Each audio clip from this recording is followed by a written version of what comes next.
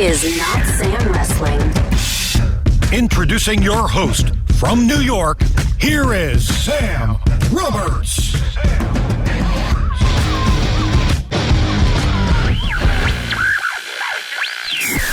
Hey, I'm Sam Roberts, and thanks to Topps, and because it's WinterCon 2021, they're making it possible for me to talk to a couple of very cool people. One of these people, of course, featured in the WWE Slam card trader, is making history right now.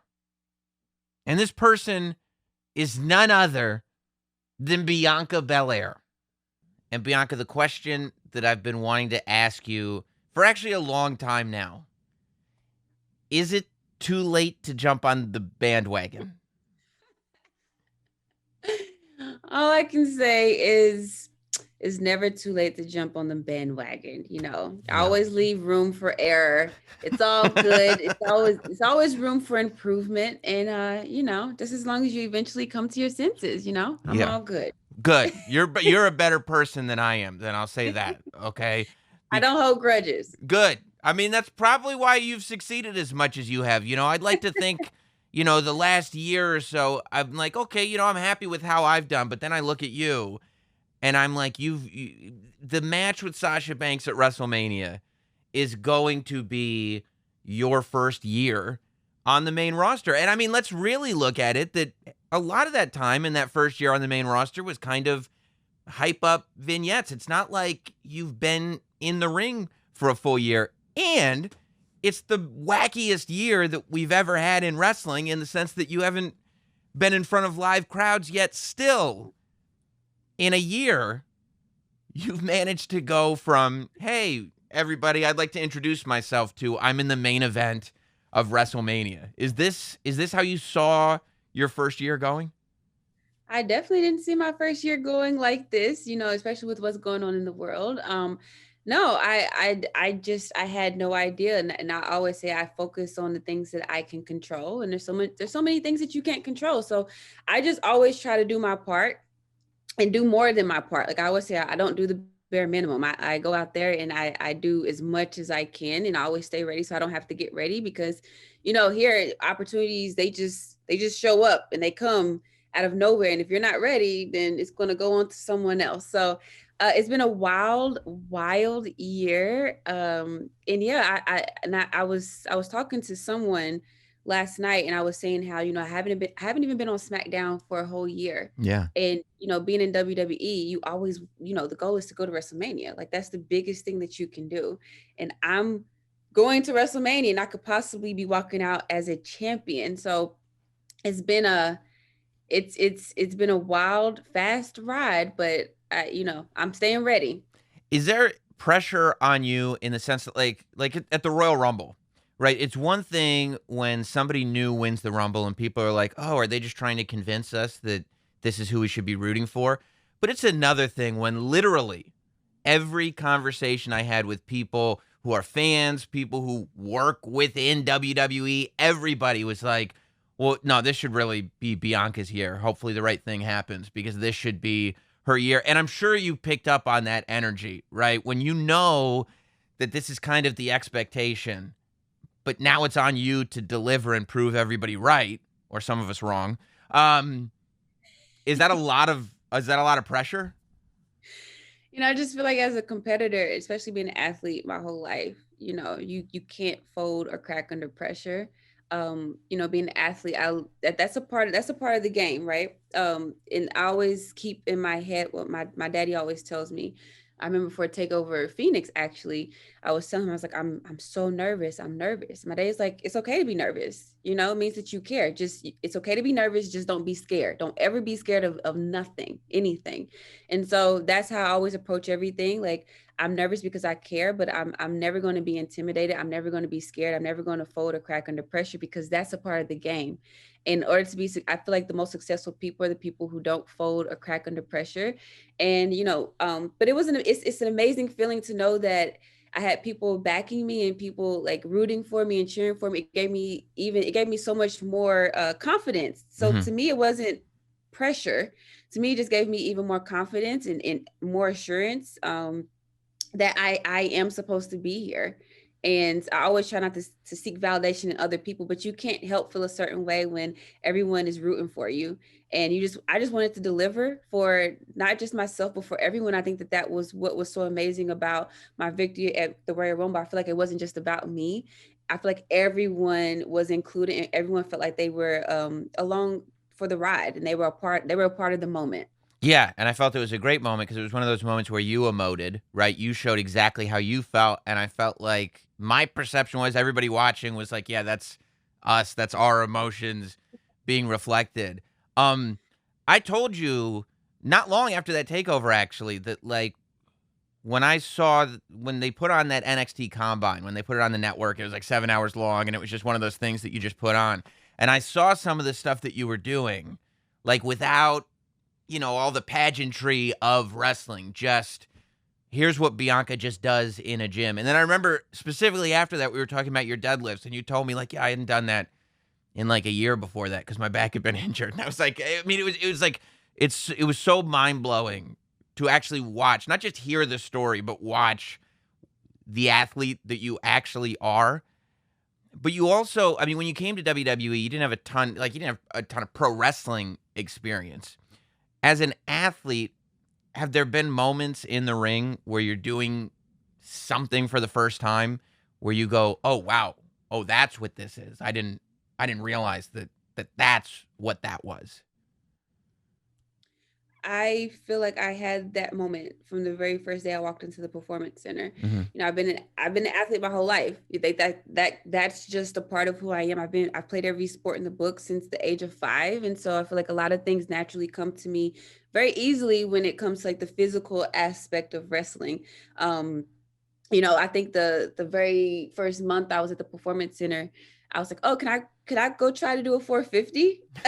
And my coach like, you've never wrestled before. Like, how do you know how to do a 450?" And I was like, "Oh, you just get up there, you do a front tuck and you just fold your feet under you." Like, so that part came to me easily.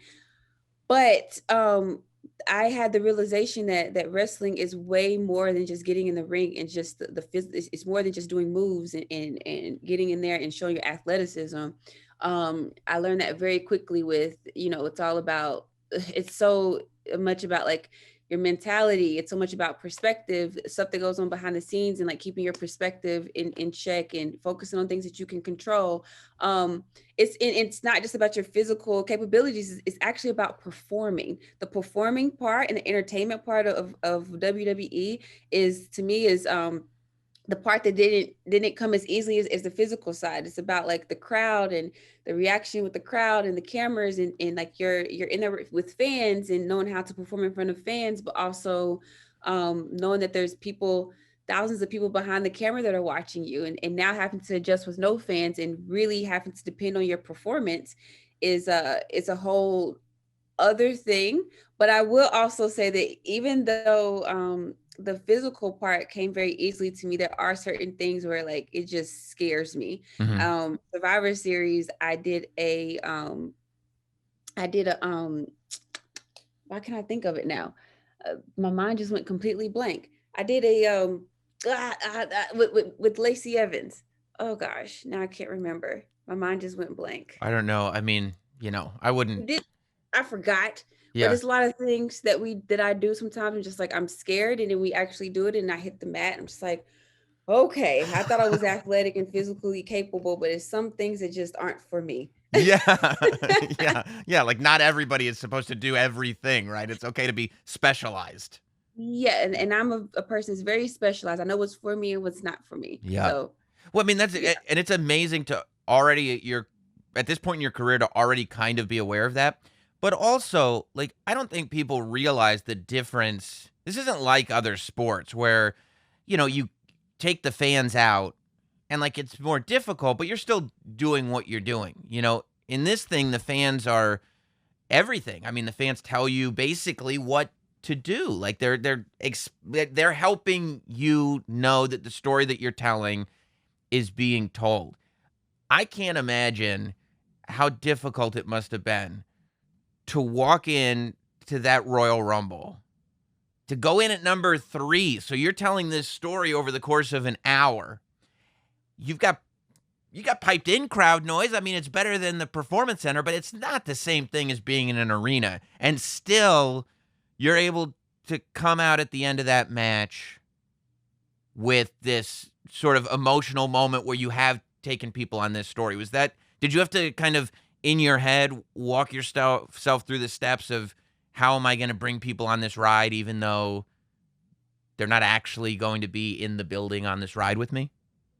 I feel like that really didn't cross my mind. I feel like Wow. if you're trying to, in my opinion, if you're trying to get people to like you, if you're trying to get people to get invested in you, it comes off as, it's not genuine. Hmm. I think that people really love when someone's genuine, and that it's more relatable. And for me, it's kind of a thing where there's no fans, but I will say that the Thunderdome, even though it's not the same as having fans, WWE has done an amazing job with the Thunderdome Yeah. and having fans, coming out and seeing their faces virtually, and it gives them a little bit of an experience as if they're still there. And I say what we do is so much a part of the fans, and our job, our whole purpose is to put a smile on fans' faces. But the fans actually put a smile on our faces. They give us a purpose of what we're doing, and so the Thunderdome provides us with the environment as if the fans are still there too. We have the pyro, we have the crowd noise. But for me, in my mind, I wasn't, I went to the Royal Rumble trying to win, and that was my goal. That's what was in my brain. And I had, everything that from the 5 years that I've gotten into WWE up until now, even the stuff that's happened in my life before I got to WWE, I feel like it all folded into the moment at Royal Rumble. And when I won, I was just so absorbed in the moment of winning the Royal Rumble, and then looking to the left and seeing the WrestleMania sign, and like being like, oh yeah, like I'm going to WrestleMania too. It was just all these moments that were hitting me, and I was just in the moment, and it was just a genuine reaction to where I think that people were maybe just able to relate to that. Definitely. And, the thing about the Thunderdome is Pyro's back in such a big way that when you do finally point to that sign, you got Sasha Banks looking at you, you got the huge pyro display and everything, and it becomes a pretty amazing moment. Yeah. And you're at this place now where you're sitting here, you're announcing your WrestleMania main event, you're talking about Topps WWE Slam Card Trader. You're like, but this is the beauty of WWE and everything that goes along with WWE, that even as all this is going on, you're now virtually not only performing, right? And connecting with audiences on that virtual level, but you're still, I mean, the WWE is still moving like the machine that it is, and you're out here, doing stuff for Tops and still doing conventions from the comfort of your own living room. It's pretty amazing. It is. I think WWE has just been able to adapt so well, and I think that speaks so much as the company. We want to provide entertainment for our fans, and they found a way to safely do it, and I think it's just amazing. And still, not just for the fans, but like as a wrestler, I'm still able to have these moments, and they're still meaningful. And it's still just amazing moments. And I'm, like you said, I'm able to, I'm on a Tops card, and I'm able to like celebrate that and talk about it, and be like, the moments aren't diminished because of what's going on, because WWE has just found a way to adapt with what's going on and still make the moments great, no matter big or small.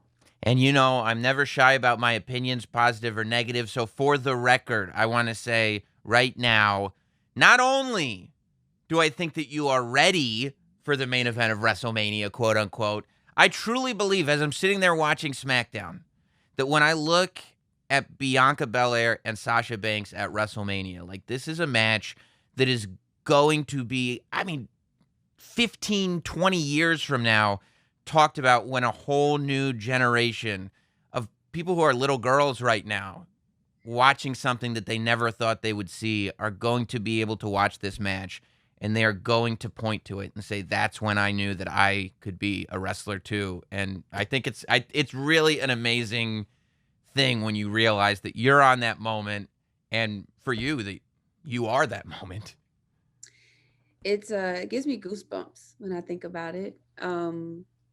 It's an amazing feeling. I'm blessed to be able to be the person to be in this position to make the choice to pick Sasha Banks to create this moment and go down in history. And I feel like I just always go back to the role models I had growing up and the moments that they created that really influenced me. Like I became a track athlete because of FloJo and because of Gail Devers, and I became a gymnast because of Dominique Dawes. And me running track and being an athlete is what led me to be here at WWE. And this is what my life is because of those women. So to think that what we're going to do at WrestleMania is going to be like representation, and it's going to influence people positively in their lives. I feel like I'm just able to give back to others and do the same for others what my role models did for me, and it's just going to be an amazing moment, and it's something that's going to be go down in history books, and I'm just blessed to be a part of it, and blessed to be a part of it with someone like Sasha Banks. Yeah. You know, that's the amazing part to me, and the part that is a little bit unbelievable to me. So I'm just ready to be in that moment and be in the ring and be standing across from her and be able to look at her and see her in the ring and just feel that moment.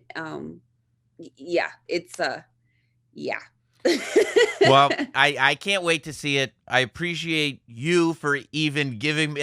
You reach these heights and you'll still give me the time of day, and it proves what a human being that you are. So I appreciate you, and I thank you, and congratulations on everything. Thank you for everything. Thank you. Even for the words in the beginning, they were motivation for me to not just prove you wrong, but prove myself right. Well, yeah, you said, Mr. Sam. You said, Mr. Sam, you can kiss my ass, and you were actually 100% accurate on that call. Yeah, you ended up being right. You ended up being very, very right. Thank you. Thank you.